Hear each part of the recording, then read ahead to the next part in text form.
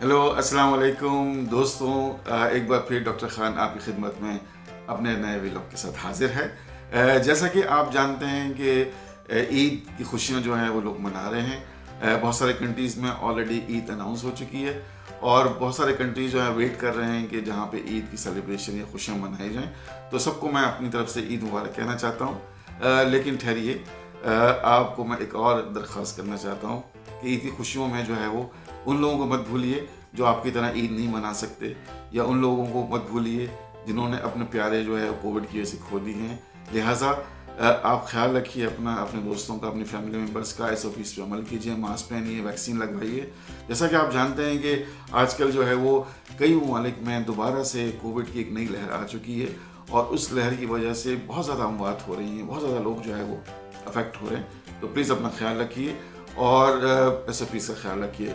चलिए दिलचस्प सवालात को देखते हैं कि कौन कौन से सवालात हैं, उनके जवाब देने की कोशिश करते हैं। तो पहला सवाल ये है कि कोविड कभी ख़त्म हो जाएगा।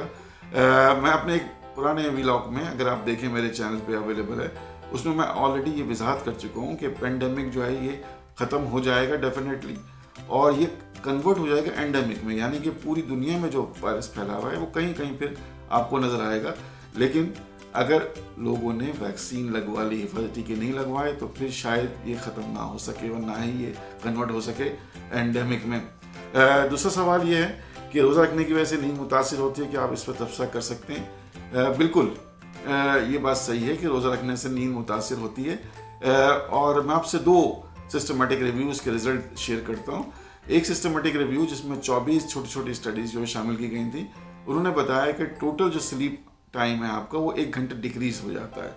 इसी तरह से एक और सिस्टमेटिक रिव्यू है जिसमें 13 छोटी छोटी स्टडीज़ शामिल की गई थी। उसमें बताया है कि 5 स्टडीज़ ने ये कहा कि जी डिक्रीज हो जाता है, एक ने कहा कि जी इंक्रीज हो जाता है स्लीप टाइम, जबकि 7 स्टडीज़ ने ये कहा कि कोई फ़र्क नहीं पड़ता। तो मैं आपको ये कहूँगा एज ए कंक्लूजन कि खुलासा इस तरह से करूँगा कि टोटल स्लीप टाइम पे और इस पर असर नहीं पड़ता। यस, जो स्लीप है वो डिस्टर्ब ज़रूर हो जाती है, लेकिन इतना असर नहीं पड़ता स्लीप टाइम पे। लेकिन इसके लिए मज़ीद मुताले की ज़रूरत है और कोई कंप्रहेंसिव बड़ी स्टडी होनी चाहिए।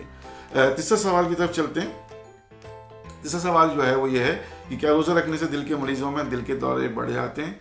ऐसा हरगिज़ नहीं होता। दिल के दौरे जो है बिल्कुल नहीं बढ़ते, बल्कि मैं आपको बताऊं उल्टा इफेक्ट होता है। जो रोज़ा है वो बेसिकली आपके कोलेस्ट्रॉल को कम कर देता है और चर्बी को कम कर देता है, और इसकी वजह से क्या होता है कि दिल के दौरे के असरात या दिल के दौरे पड़ने जो है कम हो जाते हैं, ख़तरा कम हो जाता है।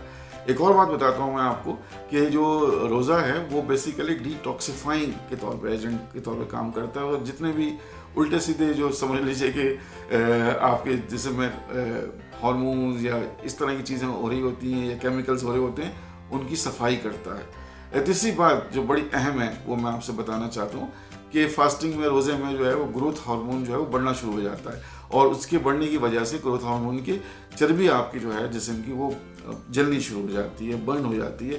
तो ओवरऑल देखा जाए तो इससे फ़ायदा होता है, रोज़ा रखने से दिल के मरीजों को नुकसान नहीं होता। ताहम एक ज़रूरी बात जो मैं आपसे शेयर करना चाहता हूँ, लेकिन कुछ ऐसे दिल के मरीज़ हैं जिनको रोज़ा नहीं रखना चाहिए। तो चलते चलते मैं आपको बताता हूँ कि ऐसे कौन से मरीज़ हैं। लेकिन चलें, इससे पहले मैं आपसे एक जोक शेयर करता हूँ। एक कार्डियक सर्जन जो है वो अपने दोस्त से बात कर रहा होता है, तो दोस्त बड़ा हैरान होता है, कहता है कि कल तुमने अपने ससुर की सर्जरी की और माशाल्लाह बड़ी कामयाब रही, और तुम्हारे हाथ वाथ भी नहीं कांपे, नहीं फूले, और तुमने बहुत मेहनत की। लेकिन मैं एक बात पूछना चाहता हूँ कि ससुर ने सर्जरी से पहले तुम्हारे कान में क्या कहा था? तो वो कार्डियक सर्जन कहता है कि भाई बात ये थी कि जब मैं OT में गया तो मेरे ससुर ने कहा मेरे कान में कि अगर मेरी सर्जरी कामयाब नहीं हुई, वैसे तो तुम बहुत कोशिश करोगे बेटा, लेकिन अगर मेरी सर्जरी कामयाब नहीं हुई तो समझ लो तुम्हारी सांस फिर तुम्हारे साथ ही रहने वाली है मेरे मरने के बाद, तो फिर अनथक कोशिश करो मुझे बचाने की। बस उसके बाद क्या था, फिर मैंने जो अनथक कोशिश की और सर्जरी कामयाब हो गई।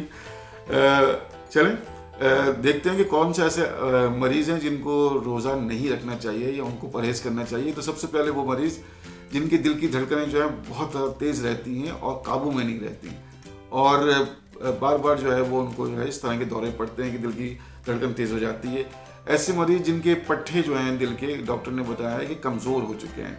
ऐसे मरीज़ जो एक रमज़ान से कुछ अर्से पहले, 2 हफ्ते 3 हफ्ते पहले इस तरह से जो उनकी सर्जरी हुई हो, या ऐसे मरीज़ जिनको हार्ट अटैक हुआ हो रमज़ानों से पहले, और ख़ास तौर पर ऐसे मरीज़ जो खून पतला करने वाली दवाएं इस्तेमाल कर रहे हों, या फिर वो मरीज़ जिनके दिल के जो वॉल्व हैं वो छोटे हो गए हों और काम नहीं कर रहे हों सही से, और या फिर ऐसे मरीज़ जो कि इंतहाई निगहदाश्त की जिनको ज़रूरत है, यानी कि आईसीयू में रहने की ज़रूरत है, तो इन लोगों को, इन मरीज़ों को जो है वो रोज़ा रखने से परहेज़ करना चाहिए। उम्मीद है आपको मेरा यह वीलॉग बहुत पसंद आया होगा।